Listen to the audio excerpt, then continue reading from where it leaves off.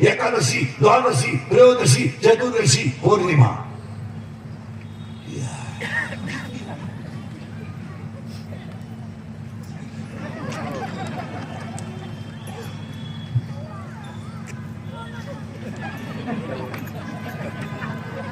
काही नाही. तुम्हाला फक्त वाटतंय जग सुधारलं.